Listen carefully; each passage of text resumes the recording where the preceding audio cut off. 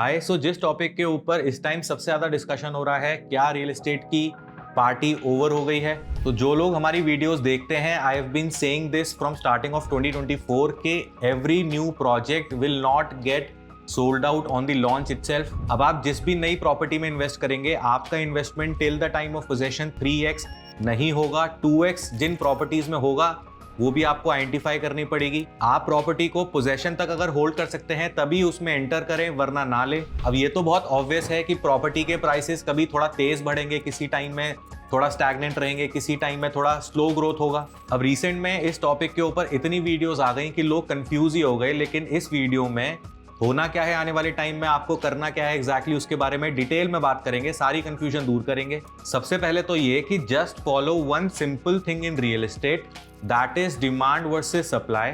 Although ये आपको पता है, बहुत बेसिक है, लेकिन आप 1 मिनट का पॉज लें और ये सोचें कि जो भी प्रॉपर्टीज आपने देखी, आइडेंटिफाई करी, जहां पे आप इन्वेस्ट करने वाले थे, क्या आपने जेन्युइनली सोचा कि उस लोकेशन में, उस कैटेगरी ऑफ रियल एस्टेट में डिमांड ज्यादा है और सप्लाई कम है। ऑल्दो आपको पता है, बेसिक है डिमांड वर्सेस सप्लाई, लेकिन जेन्युइनली 1 मिनट सोच के आप देखो कि आपने आइडेंटिफाई करने से पहले ये एग्जैक्ट सोचा उस प्रॉपर्टी को लेके। दिल्ली में 2020 से लेकर 2021 में जब पूरे इंडिया में इतना बूम टाइम था, लेकिन दिल्ली में तो कोई खास एप्रिसिएशन नहीं मिला, वहां पे तो कब का बबल बर्स्ट हो रखा है। वहां का रीजन सिंपल है कि सप्लाई की कोई लिमिट है नहीं दिल्ली में, और डिमांड नई क्रिएट हुई नहीं। आज से 10-15 साल पहले तक पूरे नॉर्थ इंडिया से कोई भी आदमी पढ़ लिख के जॉब करने, बिजनेस करने दिल्ली शिफ्ट करता था, लेकिन ऑफ लेट आप देख ही रहे हैं कि दिल्ली में कोई नए आदमी किसी दूसरे शहर से शिफ्ट हो ही नहीं रहा। अभी हम नोएडा, गुड़गांव सबके बारे में बात करेंगे। रिसेंटली जो भी सिग्नेचर, M3M जो भी डिटेल्स हैं, सबके बारे में डिटेल में आपको बात करेंगे। थोड़ा सा अभी हम जनरली बात करें, दिल्ली में जो लोग CGHS सोसाइटीज में रहते हैं, कोऑपरेटिव ग्रुप हाउसिंग सोसाइटीज में रहते हैं, चाहे IP एक्सटेंशन में, मयूर विहार में, द्वारका में, आप इस वीडियो के कमेंट्स में बताएं कि जो भी नए लोग आपकी सोसाइटीज में शिफ्ट किए हैं, आपको क्राउड थोड़ा चेंज हुआ है या नहीं हुआ है। आपकी सोसाइटी में जो 2 बेडरूम का अपार्टमेंट पिछले 10 साल से 1 करोड़ का था, वहां अचानक से डिमांड इंक्रीज हुई है, आपके अपार्टमेंट का भी प्राइस इंक्रीज हो गया है। जो फ्लैट 1 करोड़ में नहीं बिक रहा था, वो अब 1 करोड़ 20 लाख रुपए के भी आपको बायर मिल रहे हैं। ये दिल्ली की CGHS सोसाइटीज में जो अचानक डिमांड इंक्रीज हुई है, प्राइस इंक्रीज हुआ है, वहां पे किस कैटेगरी का बायर अब वहां पे इन्वेस्ट कर रहा है या शिफ्ट कर रहा है, इनफैक्ट इस बारे में आप वीडियो के कमेंट्स में बताएं। इन शॉर्ट, ये बूम और ये बबल, इस तरह की जो स्टेटमेंट्स हैं, ये बहुत माइक्रो मार्केट स्पेसिफिक हैं, प्रॉपर्टी की कैटेगरी स्पेसिफिक है। रियल एस्टेट हमेशा ही बढ़ता रहेगा। ऐसा जरूर हो सकता है कि जिस माइक्रो मार्केट में, जिस प्रॉपर्टी में आपने इन्वेस्ट कर रखा है, वहां पे प्राइस स्टेगनेंट हो, लेकिन उसी दौरान किसी दूसरे शहर में, किसी दूसरे माइक्रो मार्केट में प्राइस इंक्रीज हो रहे हो। हमारा ऑफिस एडवेंट में है, सेक्टर 142 नोएडा में। अगर हमारे ऑफिस को 4 लोग रेंट पे लेना चाहते हैं तो यहाँ पे रेंट भी इंक्रीज होगा, यहाँ पे प्राइस भी इंक्रीज होगा। सिंपल है, कोई कॉम्प्लिकेटेड नहीं है। इनफैक्ट एक कस्टमर ने हमें अपडेट किया, जो लोग जानते हैं, जो लोग उस एरिया से हैं, इस वीडियो के कमेंट्स में आप बताइएगा। हापुड़ में कोई रेलवे लाइन रोड है, वहां पे प्लॉट का प्राइस 4 लाख रुपए पर स्क्वायर यार्ड का है। तो कहने का मेरा सिंपल मकसद ये है कि डिमांड वर्सेस सप्लाई को आपको आइडेंटिफाई करना है। हमेशा प्रॉपर्टी का प्राइस इसी लॉजिक से, इसी रूल से इंक्रीज या डिक्रीज होगा। सो अब गुड़गांव, नोएडा और कुछ पार्ट ऑफ गाजियाबाद की हम डिटेल में बात करेंगे। आपको कंप्लीट क्लैरिटी मिल जाएगी, सारे कंफ्यूजन आपको खत्म हो जाएंगे। सो सबसे पहले हम बात करते हैं गुड़गांव की, जहां से ये सारा डिस्कशन शुरू हुआ। आगे बात करेंगे हम गाजियाबाद की और नोएडा की भी। नोएडा की स्टोरी बिल्कुल अलग है गुड़गांव से। गाजियाबाद की स्टोरी नोएडा और गुड़गांव दोनों शहरों से बिल्कुल अलग है। तो गुड़गांव में सिग्नेचर ग्लोबल का recent project titanium SPR sector 71 में, जहां पे उसने अपना प्री लॉन्च का प्राइस 1000 रुपए पर स्क्वायर फीट कम कर दिया, 15,500 और 16,000 रुपए पर स्क्वायर फीट का कर दिया। और उसी टाइम में M3M की ये फ्लैश सेल, जहां पे 10 दिन के लिए उसने अपने सारे प्रोजेक्ट्स में ऑलमोस्ट 10% के आसपास प्राइस डिक्रीज किया। इसके बारे में डिटेल में बात करेंगे, क्योंकि यहीं से ये डिस्कशन स्टार्ट हुआ है। सबसे पहले हम बात करते हैं M3M की। आप अंडरस्टैंड करें, M3M ने जो ये प्राइस डिक्रीज किया है, सबसे बड़ा डिफरेंस, ऑलमोस्ट जो 75% का डिफरेंस है, वो पेमेंट प्लान की वजह से है।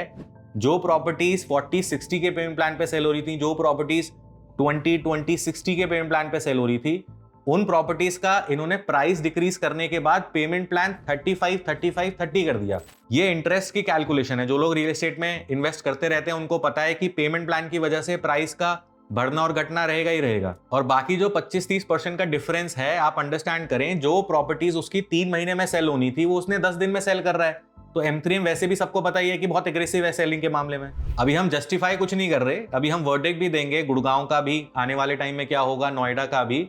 सिग्नेचर ग्लोबल ने, जैसे हमने बताया, 1000 रुपए कम किया, ये उन्होंने गलती करी, उन्होंने इवैल्यूएट नहीं किया था जिस टाइम वो अपना प्रॉपर्टी लॉन्च कर रहे थे, किस साइज में लाना चाहिए, किस प्राइस का टोटल इन्वेस्टमेंट का एक्सेप्टेंस मार्केट से आएगा। ये तो बहुत क्लियर है कि जिस प्राइस में वो ला रहे थे उस प्राइस में एक्सेप्टेंस उनको उतना नहीं आया होगा या रिस्पॉन्स उतना नहीं आया होगा, तभी उन्होंने प्राइस डिक्रीज किए। बट रेट कम करके भी उन्होंने गलती करी, क्योंकि प्रॉब्लम रेट नहीं है, प्रॉब्लम है टोटल इन्वेस्टमेंट का टिकट साइज। अब ये 1000 रुपए पर स्क्वायर फीट का जो डिफरेंस जो इन्होंने कम किया है, इसका हिट आपको क्या लगता है, ये वीडियो के कॉमेंट्स में बताएं कि ये इसका हिट कंस्ट्रक्शन की क्वालिटी में डालेंगे या फिर अपने प्रॉफिट मार्जिन में डालेंगे। आप ये वीडियो के कमेंट्स में बताएं। अब इस प्रोजेक्ट की लोकेशन भी बढ़िया है, अब प्राइस भी इन्होंने बेहतर कर दिया, डेवलपर तो अच्छा है ही, तो जो लोग इन्वेस्ट करने की सोच भी रहे थे उनको कोई प्रॉब्लम नहीं है, उनको कोई घबराने वाली बात नहीं है। लेकिन आप खरीदें तभी जब आप प्रॉपर्टी को पोजेशन तक पूरा पे कर सकें। बीच के एग्जिट वाला अगर आपका कोई थॉट था, उन लोगों को तो बिल्कुल नहीं लेना चाहिए। अब इस चीज के ना मल्टीपल इश्यूज हैं। अभी हम नोएडा की कोई भी बात नहीं कर रहे हैं, अभी आप ये माने कि हम जो भी बात कर रहे हैं पर्टिकुलरली गुड़गांव मार्केट की बात कर रहे हैं। तो पहला तो एक इशू ये डे 1 पे सोल्ड आउट करने की जो जिद है डेवलपर्स की, आगे यार आप बेचते रहो, जैसे जैसे कंस्ट्रक्शन करते रहो, आप प्राइस इंक्रीज करते रहो। बट प्रॉब्लम क्या है कि सारे प्रोजेक्ट को एक साथ सेल करना है सो दैट कि अगले 3 महीने बाद वो दोबारा नया प्रोजेक्ट ले आ पाए। जल्दी अंबानी बनना है सबको। हम M3M और सिग्नेचर ग्लोबल के एग्जाम्पल लेके जरूर बात कर रहे हैं, लेकिन हम बात पूरे गुड़गांव के मार्केट की कर रहे हैं। एक पॉडकास्ट किया था हमने आशीष बुटानी जी के साथ, हमारे चैनल पे वो वीडियो डली हुई है, पहला पॉडकास्ट था वो और आखिरी भी था अभी तक का। तो उस पॉडकास्ट के अंदर, उस वीडियो के अंदर आशीष जी ने हमसे पूछा था, डेवलपर के लिए सबसे टफ काम आपको पता है क्या है? मेरे हिसाब से कंस्ट्रक्शन करना मुझे बहुत स्ट्रेसफुल लगता है। नो करना। No. Once you have delivered landmarks, tons of offers come to you, but to not get carried away is actually the task. To focus on the right projects is what counts. आपको क्या लगता है कि developer के लिए सबसे मुश्किल चीज क्या है? तो मैंने उसमें बोला था कि उनको कि मेरे हिसाब से किसी भी बिल्डर के लिए कंस्ट्रक्शन करना प्रोजेक्ट का सबसे ज्यादा मुश्किल है, लेकिन उन्होंने बोला था कि नहीं, उससे ज्यादा मुश्किल है ल्यूक्रेट ना होना, यानी कि प्रोजेक्ट लॉन्च ना करना। क्योंकि बहुत सारे ऑप्शंस बिल्डर के पास आते रहते हैं कि यहाँ पे आप प्रोजेक्ट लॉन्च कर लीजिए, ये प्रोजेक्ट टेक ओवर कर लीजिए। मना करना, नया प्रोजेक्ट ना लाना, ये सबसे मुश्किल काम है बिल्डर के लिए। गुड़गांव में डेवलपर पागल ही हो गए लग्जरी के पीछे। कस्टमर सोचते हैं कि हम फोमो क्रिएट कर रहे हैं कस्टमर्स के ऊपर, लेकिन गुड़गांव में स्पेसिफिकली बिल्डर्स फोमो में है कि कहीं जमीन सारी खत्म ना हो जाए। गुड़गांव के सारे डेवलपर्स को DLF बनना है, महंगा माल बेचना है, डे 1 पे सोल्ड आउट करना है, अपना ब्रांड बिल्डिंग उसी तरीके से करना है। हर बिल्डर लग्जरी के पीछे भाग रहा है, साइजेस इतने बड़े कर दिए, total ticket size of investment इतना बड़ा कर दिया। जो लोग कनेक्टेड है हमसे, I have been saying this in the form of videos as well, और जो लोग कनेक्टेड है उनको पता ही है कि हम बोल ही रहे हैं कि गुड़गांव में लग्जरी की डिमांड बहुत है, इसमें कोई दो राय नहीं है, लेकिन सप्लाई काफी आ चुकी है। प्रॉब्लम लग्जरी नहीं है एक्चुअली, एस्पिरेशंस तो हैं, लग्जरी की रिक्वायरमेंट भी है। प्रॉब्लम आ गई कि हर डेवलपर ने उसी कैटेगरी को टारगेट करके अपने प्रोजेक्ट्स को लॉन्च किया, तो उससे क्या हुआ कि सेम कैटेगरी के बहुत सारे ऑप्शंस आ गए। और जैसा मैंने आपको बताया, प्रॉब्लम पर स्क्वायर फीट के प्राइस की नहीं है, प्रॉब्लम है टोटल इन्वेस्टमेंट टिकट साइज की, क्योंकि साइज बड़े हैं। गुड़गांव नॉर्थ इंडिया का टॉप शहर है, मिलेनियम सिटी है गुड़गांव, रिचनेस है यहाँ पे, रहीसियत है, इंफ्रा में दिक्कत जरूर है, लेकिन इंटरनेशनल एयरपोर्ट है यहाँ पे, दिल्ली से लगा हुआ है, सारी टॉप कंपनी, सारे टॉप कॉर्पोरेट्स हैं यहाँ पे, और दिल्ली से नहीं, साउथ दिल्ली से नजदीक है, तो DLF है यहाँ पे। इसलिए गुड़गांव है और हमेशा रहेगा। सो इन शॉर्ट, लग्जरी की डिमांड गुड़गांव में बहुत है, लेकिन ऑफ लेट सप्लाई भी बहुत आई है, तो इसलिए डेवलपर्स को आइडेंटिफाई करना पड़ेगा, या तो ब्रेक लेना पड़ेगा, या फिर उनको आइडेंटिफाई करना पड़ेगा कि गैप एक्चुअली में सप्लाई का किस कैटेगरी ऑफ रियल एस्टेट का है गुड़गांव में। और प्रॉब्लम ओवरऑल टिकट साइज की मेजर है, पर स्क्वायर फीट प्राइस की इतनी ज्यादा नहीं है जितना total ticket size of investment की प्रॉब्लम है।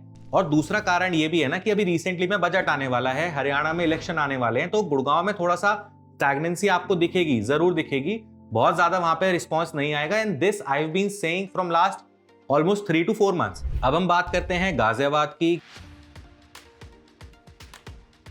गाजियाबाद के अंदर गुड़गांव वाली रिचनेस, गुड़गांव वाली मिलेनियम सिटी की कोई स्टोरी नहीं है। दिल्ली से शिफ्ट होने वाली जो स्टोरी है वो भी बहुत लिमिटेड है। यहां नोएडा वाली भी न्यू जॉब्स क्रिएट होंगी इंटरनेशनल एयरपोर्ट की वजह से, तो नए लोग आएंगे, वो वाली स्टोरी भी नहीं है। गाजियाबाद की स्टोरी एस्पिरेशनल लग्जरी की है। जैसा मैंने अपनी पिछली वीडियोस में भी बोला है, लास्ट की 2-3 वीडियोस में, कि गौर का प्रोजेक्ट आएगा यहाँ पे, प्रेस्टीज का प्रोजेक्ट आएगा, गाजियाबाद में बहुत लोग हैं पैसे वाले जिनको इस तरह के लग्जरी हाई राइज प्रोजेक्ट की जरूरत है। मैं आपको एक इजी एग्जांपल से बताने की कोशिश करता हूं। कोई राजनगर में कोठी में रह रहा है, कोई फैमिली, जॉइंट फैमिली। अब इवेंचुअली क्या हो रहा है कि जॉइंट फैमिलीज भी न्यूक्लियर में कन्वर्ट हो रही हैं, तो वो फ्लोर में शिफ्ट कर रहे हैं फॉर एग्जांपल। बट जब अपने वो दोस्त के यहाँ किसी नोएडा या गुड़गांव की लग्जरी सोसाइटी में जाते हैं तो फील होता है कि उस टाइप की लिविंग स्टैंडर्ड, उस टाइप का जो सेटअप है वो ज्यादा बेहतर है रहने के लिए। आज की जो अच्छा पैसा कमाने वाली जनरेशन है 30s में लेट 40s तक, बेसिक चीजें घर वालों ने ऑलरेडी सॉल्व की हुई हैं। रोटी कपड़ा मकान वाला इशू नहीं है इन लोगों को, लाइफस्टाइल अपग्रेड करना है इनको। फादर के पास काफी सालों से वैगन आर थी, लेकिन अपने लिए उनको XUV 700 खरीदनी है, और स्पेसिफिकली आजकल 1 या 2 बच्चे ही हैं, उनके लिए जान छिड़कने का मन करता है। सब दे दें उनको, बेस्ट लाइफस्टाइल दे दें, बेस्ट स्पोर्ट्स की एमिनिटीज दें, बेस्ट सोसाइटी के अंदर रहें। तो गाजियाबाद का इस कैटेगरी के लोगों को जिनकी ये सोच है, जो मैक्सिमम जैसे मैंने एग्जांपल दिया 30 से लेट 40s तक, उनके लिए अच्छी लाइफस्टाइल अपग्रेड करने वाली लग्जरी सोसाइटीज की सप्लाई नहीं है। 5-7 अच्छी लग्जरी सोसाइटीज की यहाँ पे हाई रिक्वायरमेंट है, लेकिन जिस दिन यहाँ पे भी 10-15 प्रोजेक्ट्स सेम कैटेगरी के लॉन्च हो जाएंगे और सारे डेवलपर लग्जरी की तरीके से करने लग जाएंगे, तो यहाँ पे भी प्राइस स्टैग्नेंसी की तरफ चला जाएगा। अब बात करते हैं हम हमारे सबके प्रिय नोएडा शहर की। नोएडा की प्रॉब्लम यह है कि नोएडा 2 नदियों के बीच में है, यहाँ पे जमीन है ही नहीं। नोएडा में एक तो जमीनें वैसे ही बहुत कम हैं, वैसे ही नहीं बची हैं, और दूसरा नोएडा अथॉरिटी भी टाइम के साथ और स्ट्रिक्ट होती जा रही है। यहाँ पे जमीन लेना इतना आसान नहीं है। उसके साथ पुराने जो डेवलपर्स हैं, कभी उनपे ईडी का, कभी उनपे PMLA का केस, तो इतना आसान नोएडा के अंदर लैंड एक्विजिशन ही नहीं हो पा रहा। अभी रिसेंटली में आपको M3M का भी केस पूरा पता है। नोएडा में सप्लाई है ही नहीं। और दूसरा, आप मुझे एक चीज बताएं, आपको लगता है नोएडा इंटरनेशनल एयरपोर्ट बनेगा? आपको लगता है फिल्म सिटी यहाँ पे बनेगी? नोएडा का इंफ्रा बढ़िया है, यहाँ पे योगी जी बढ़िया काम कर रहे हैं। इन शॉर्ट, सारा परम्यूटेशन कॉम्बिनेशन इस तरह का बन रहा है कि यहाँ पे नई कंपनीज आएंगी तो नए लोग काम करने के लिए आएंगे। आपको क्या लगता है, क्या नोएडा शहर के अंदर आने वाले टाइम में कई नई जॉब्स क्रिएट होंगी या नहीं होंगी? ये वीडियो के कॉमेंट्स में आप मुझे बताएं। तो जैसा हम डिमांड वर्सेस सप्लाई का सिंपल आपको बता रहे हैं, एक तो सप्लाई यहाँ है नहीं, दूसरा अगर यहाँ पे आने वाले टाइम में एयरपोर्ट की वजह से, फिल्म सिटी की वजह से, नए इंफ्रा डेवलपमेंट की वजह से नई जॉब्स अगर क्रिएट होंगी, नई कंपनीज अगर आएंगी, तो क्या यहाँ पे ऑटोमेटिक प्राइस इंक्रीज होगा या नहीं होगा? आप ये वीडियो के कमेंट्स में बताएं। नोएडा की स्टोरी गुड़गांव या गाजियाबाद की स्टोरी से बिल्कुल अलग है। यहाँ पे नई जॉब्स क्रिएशन की स्टोरी है, यहाँ पे जमीन की अवेलेबिलिटी की शॉर्टेज की स्टोरी है, यहाँ पे अच्छे रेप्यूटेड ब्रांड्स धीरे धीरे अब आ रहे हैं तो उसकी स्टोरी है, यहाँ पे दिल्ली से इंफ्रा बेटर होने की वजह से लोग जो शिफ्ट कर रहे हैं, ये सारी स्टोरीज नोएडा में प्ले आउट कर रही हैं। आप इस वीडियो के कमेंट्स में एक नंबर जरूर डालें नोएडा में specifically, not greater Noida, neither Yamuna expressway.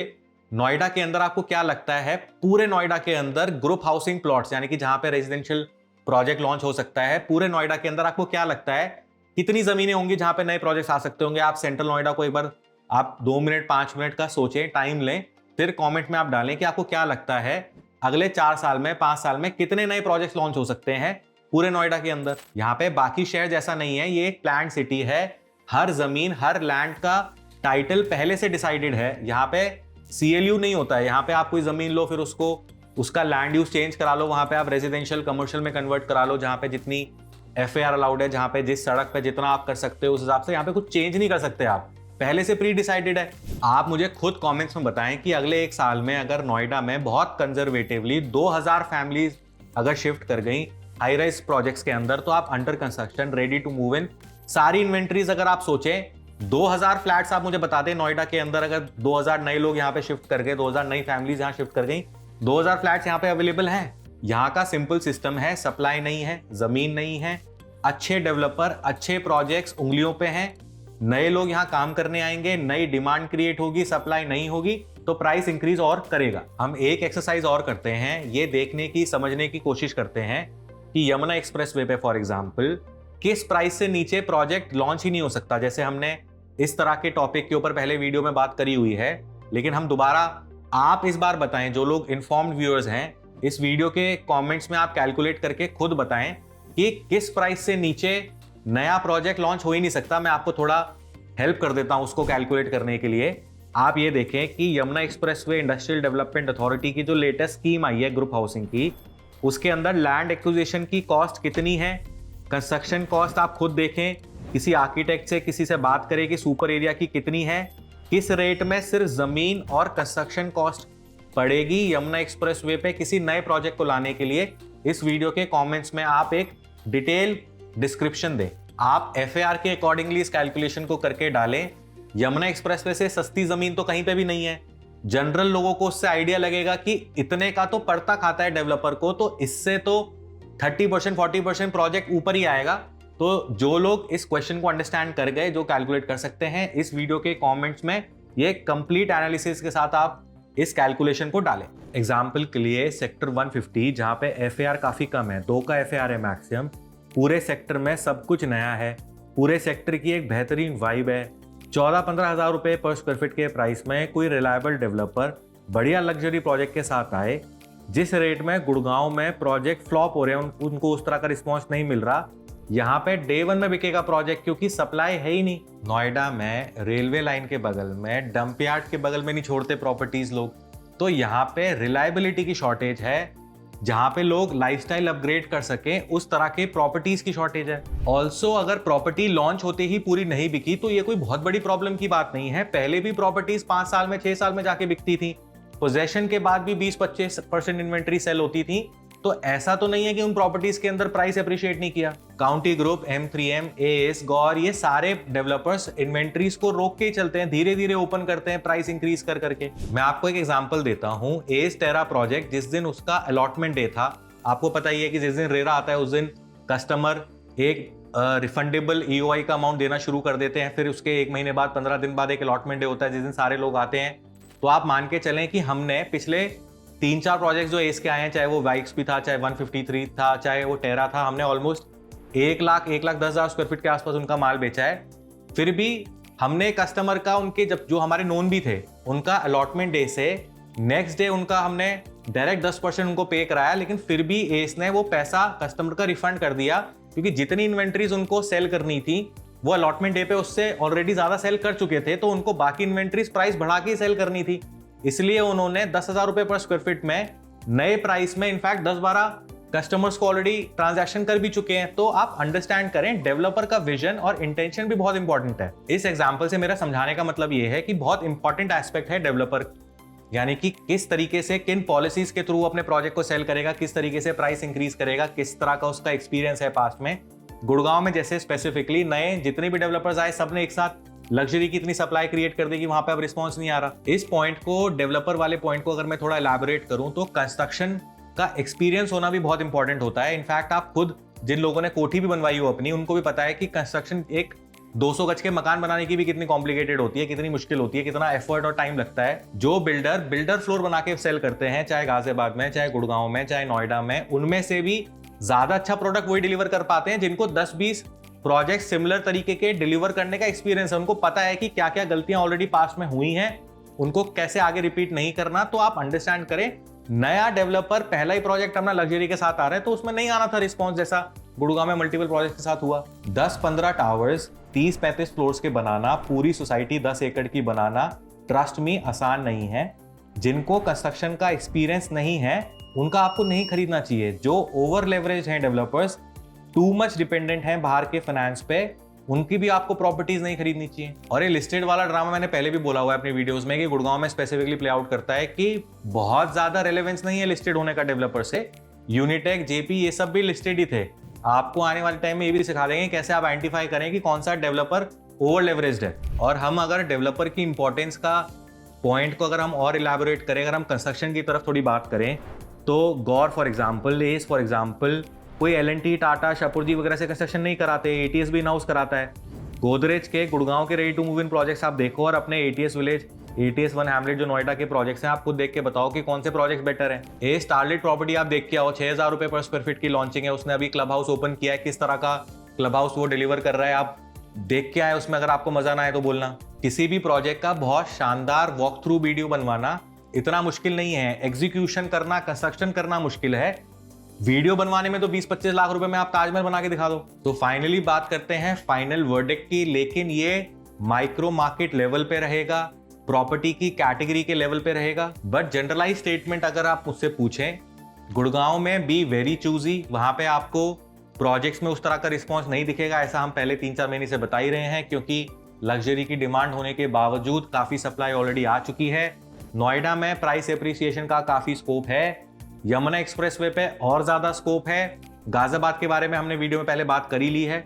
But यहाँ पे भी आपको सारे प्रोजेक्ट्स में 2x रिटर्न मिलेगा ऐसा कुछ नहीं है, आपको वो आइडेंटिफाई करना पड़ेगा। 10 में से 2 प्रोजेक्ट ही होंगे ऐसे जहां पे आपको बाकियों से बेहतर रिटर्न मिलेगा। अभी अगले 3-4 साल प्रॉपर्टी में अच्छा प्राइस बढ़ेगा, जो प्रोजेक्ट्स हम सजेस्ट करेंगे स्पेसिफिकली उनमें, लेकिन ये तो थोड़ा थोड़ा टाइम में चलते रहेगा कि किसी महीने में ज्यादा या किसी क्वार्टर में ज्यादा एप्रिसिएशन मिला, किसी अगले क्वार्टर में थोड़ा स्टैग्नेंट रहा, ये तो हमेशा ही चलता रहेगा। और out of all the options आप कैसे सेलेक्ट करें, इसके बारे में हमने कई बार वीडियो में बात कर रखी है। डिसेंट साइजेस हो, प्रोजेक्ट में जेन्युइन कुछ यूनिक हो, कुछ यूएसपी हो, एस्पिरेशनल प्रोजेक्ट हो, लाइफस्टाइल अपग्रेड करने वाला प्रोजेक्ट हो, लोकेशन बढ़िया हो, पेमेंट प्लान इजी हो, प्राइस बेनिफिट हो प्री लॉन्च के अंदर, इनमें से 2-4 चीजें एटलीस्ट होनी चाहिए। और मैं अगर डेवलपर्स को सजेशन दूं स्पेसिफिकली गुड़गांव में, कि आप टोटल टिकट साइज को कम करने की कोशिश करें रादर देन पर स्क्वायर फीट प्राइस को।